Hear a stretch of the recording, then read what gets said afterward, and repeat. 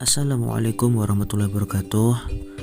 Perkenalkan, kami dari kelompok 9 yang beranggotakan Istirohah dengan NIM 2307190090090. Ula Khairul Salma dengan NIM 23070190110, dan saya sendiri Ali Mukhtar dengan NIM 23070190116. Di sini kami dari kelompok 9 akan mempresentasikan materi Matematika Terapan 1 yang bertema tentang graf.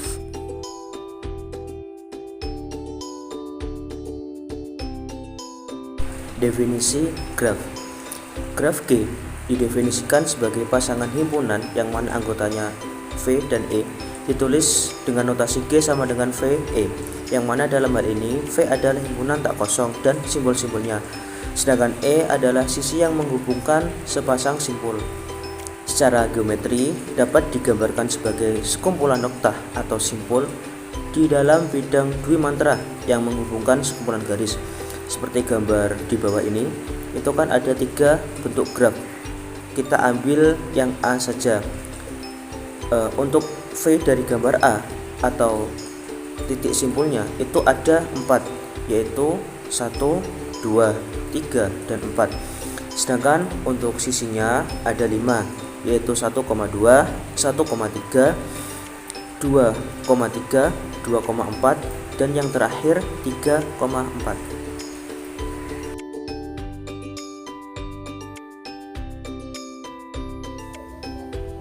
Baik, saya akan meneruskan penjelasan dari Mas Mukhtar.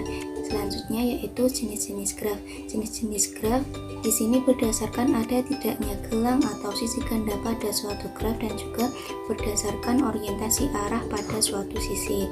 Yang pertama, berdasarkan ada tidaknya gelang atau sisi ganda pada suatu graf itu terbagi menjadi 2. Yang pertama graf sederhana dan juga graf tak sederhana. Graf sederhana ialah graf yang tidak mengandung gelang maupun sisi ganda. Di samping itu merupakan contoh graf dari sederhana. Pada graf sederhana itu sisi adalah pasangan tak terurut. Jadi menuliskan sisi UV sama saja dengan menuliskan sisi VU. Kita juga dapat mendefinisikan graf sederhana. G sama dengan VE terdiri dari himpunan tidak kosong simpul-simpul, dan E adalah himpunan pasangan tak terurut yang berbeda yang disebut dengan sisi. Graf yang kedua yaitu graf tak sederhana. Graf tak sederhana ialah graf yang mengandung sisi ganda atau gelang. Di sini ada 2 macam graf tak sederhana, yaitu graf ganda dan juga graf semu. Yang pertama, graf ganda adalah graf yang mengandung sisi ganda. Sisi ganda yang menghubungkan sepasang simpul bisa lebih dari 2 buah. Di samping itu merupakan contoh dari graf ganda. Sisi ganda dapat diasosiasikan sebagai pasangan tak terurut yang sama. Kita juga dapat mendefinisikan graf ganda G sama dengan VE terdiri dari himpunan tidak kosong simpul-simpul, dan E adalah himpunan ganda atau multiset yang mengandung sisi ganda. Sedangkan graf semu adalah graf yang mengandung gelang. Gambar di samping merupakan contoh dari graf semu, termasuk bila memiliki sisi ganda sekalipun juga disebut dengan graf semu. Graf semu lebih umum daripada graf ganda karena sisi pada graf semu dapat terhubung ke dirinya sendiri. Yang selanjutnya yaitu berdasarkan orientasi arah pada sisi. Di sini juga dibagi menjadi 2, yaitu graf tak berarah dan juga graf berarah. Yang pertama, graf tak berarah. Graf tak berarah ialah graf yang sisinya itu tidak mempunyai orientasi arah. Pada graf tak berarah, urutan pasangan simpul yang dihubungkan oleh sisi tidak diperhatikan. Jadi sisi UV sama dengan VU adalah sisi yang sama, seperti contoh di bawah ini. Nah, yang kedua yaitu graf berarah. Graf berarah ialah graf yang setiap sisinya itu diberikan orientasi arah. Sisi berarah disebut juga busur. Pada graf berarah UV dan VU itu menyatakan 2 buah busur yang berbeda. Dengan kata lain, UV tidak sama dengan VU. Untuk busur UV, simpul U dinamakan simpul asal dan simpul V dinamakan simpul terminal. Contohnya dapat dilihat seperti di bawah ini.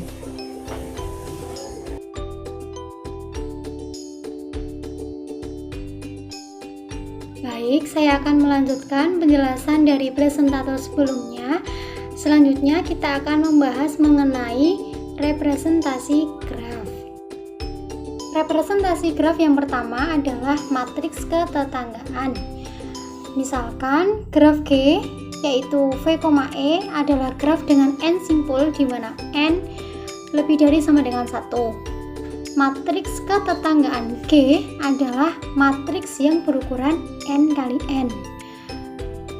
Bila matriks tersebut dinyatakan dengan A sama dengan AIJ, maka AIJ bernilai 1 jika simpul I dan simpul J bertetangga. Tapi sebaliknya, AIJ bernilai 0 jika simpul I dan simpul J tidak bertetangga. Untuk lebih jelasnya, kita langsung masuk ke contohnya. Bisa dilihat gambarnya ya teman-teman. Misal kita punya sebuah graf yang mempunyai 5 buah simpul, yaitu simpul 1, 2, 3, 4, dan 5. Nah, kita akan menentukan matriks ketetanggaannya. Langkah yang pertama yaitu kita menentukan matriksnya ukuran berapa. Nah, karena terdiri dari 5 simpul, maka matriks ketetanggaannya matriks yang berukuran 5 kali 5 sesuai dengan definisi tadi bahwasanya matriks ketetanggaan adalah matriks yang berukuran n kali n. Selanjutnya bisa kita lihat elemen baris pertama, kolom pertama bernilai 0. Mengapa demikian? Karena baris pertama, kolom pertama berarti simpul 1 dengan simpul 1 itu tidak bertetangga. Kemudian kita lihat di baris pertama kolom yang kedua berarti simpul 1 dengan simpul 2 itu bernilai 1 karena bertetangga. Bisa dilihat di gambarnya ya, ada garis yang menghubungkan antara simpul 1 dan simpul 2. Nah, itu berarti bahwa simpul 1 dan simpul 2 bertetangga. Kita lanjutkan. Di baris pertama kolom yang ketiga itu juga bernilai 1. Kenapa? Karena simpul 1 dan simpul 3 juga bertetangga karena ada garis yang menghubungkan antara kedua simpul tersebut. Nah, selanjutnya bisa dilanjutkan sendiri ya teman-teman, dilengkapi matriksnya. Coba nanti hasilnya sama seperti yang ada di slide atau tidak. Nah, representasi yang kedua yaitu matriks bersisian. Bila matriks ketetanggaan menyatakan ketetanggaan simpul dengan simpul, maka matriks bersisian ini menyatakan kebersisian simpul dengan sisi. Nah, itu bedanya ya teman-teman.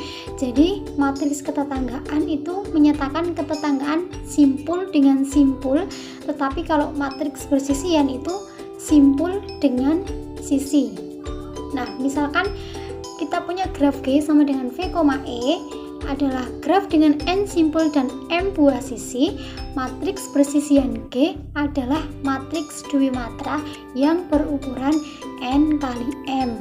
Nah, di mana baris itu menunjukkan simpul dan kolom itu menunjukkan sisinya.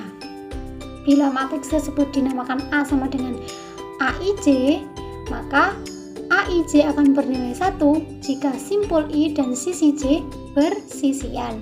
Tapi AIJ bernilai 0 jika simpul I dan sisi J tidak bersisian.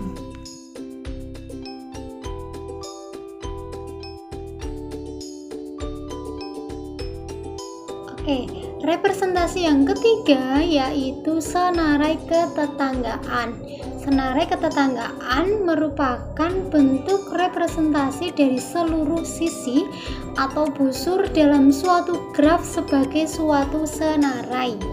Simpul-simpul yang dihubungkan sisi atau busur tersebut dinyatakan sebagai simpul yang saling terkait. Dalam implementasinya, hasil tabel digunakan untuk menghubungkan sebuah simpul dengan senarai berisi simpul-simpul yang saling terkait tersebut. Nah, jadi pada senari ketetanggaan ini kita tidak lagi menggunakan matriks, tetapi kita menggunakan tabel untuk mengimplementasikannya. Untuk lebih jelasnya, langsung saja kita lihat ke contohnya. Misal kita punya graf seperti yang ada di gambar, di mana mempunyai 4 simpul, yaitu simpul 1, 2, 3, dan 4, dan juga mempunyai 7 sisi. Nah, kita lihat di tabelnya, simpul 1 itu mempunyai 1 simpul tetangga, yaitu simpul 2. Nah, coba teman-teman dilihat gambarnya, simpul 1 simpul tetangganya yaitu simpul 2, karena kita lihat sisi dari simpul 1 itu hanya ada 1 yang menuju ke simpul 2. Kenapa yang satunya tidak dinamakan simpul tetangga dari simpul 1? Karena sisi tersebut tidak berasal atau tidak bermula dari simpul 1. Itu ya. Kemudian kita lihat simpul 2. Simpul 2 mempunyai 3 tetangga, yaitu simpul 1, 3, dan 4. Nah, coba dilihat gambarnya. Kita fokus ke simpul 2.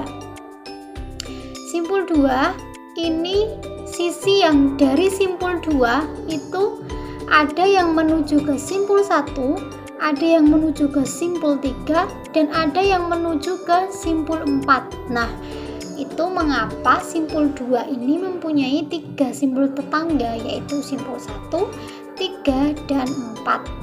Kemudian selanjutnya kita lihat simpul 3. Simpul 3 itu mempunyai 1 simpul tetangga, yaitu simpul 1. Nah, meskipun ini ada 3 garis, tetapi sisi yang berasal dari simpul 3 itu hanya menuju ke simpul 1.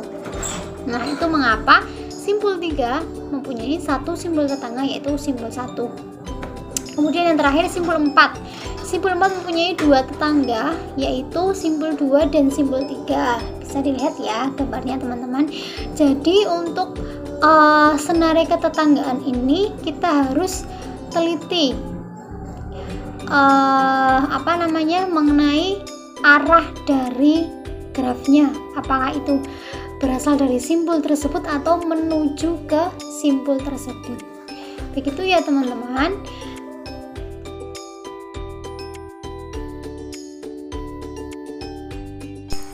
Selanjutnya yaitu contoh penerapan graf dalam kehidupan sehari-hari. Yang pertama ada rangkaian listrik. Kirchhoff menggunakan graf untuk memodelkan rangkaian listrik. Berdasarkan graf tersebut, Kirchhoff menurunkan persamaan arus yang masuk dan arus yang keluar dari tiap simpul. Contoh yang kedua yaitu ada isomer senyawa kimia. Arthur Janley menggunakan graf dalam memodelkan molekul senyawa alkana untuk menghitung jumlah isomernya. Atom karbon dan senyawa atom hidrogen dinyatakan sebagai simpul, sedangkan ikatan antara atom C dan atom H sebagai sisinya. Contoh yang ketiga yaitu ada transaksi konkuren pada basis dan terpusat. Ini adalah terapan graf dalam bidang komputer. Adapun untuk contoh yang keempat yaitu pengujian program. Aliran kendali program dimodelkan dengan graf berarah yang dinamakan graf alir. Pada graf tersebut, simpul senyawa pernyataan atau kondisi yang dievaluasi, sedangkan busur menyatakan aliran kendali program ke pernyataan atau kondisi berikutnya. Sekian presentasi dari kelompok kami. Apabila banyak sekali kesalahan, kekurangan, baik itu tutur kata maupun materi yang sekiranya kurang lengkap, kami dari kelompok 9 mohon maaf yang sebesar-besarnya. Wassalamualaikum warahmatullahi wabarakatuh.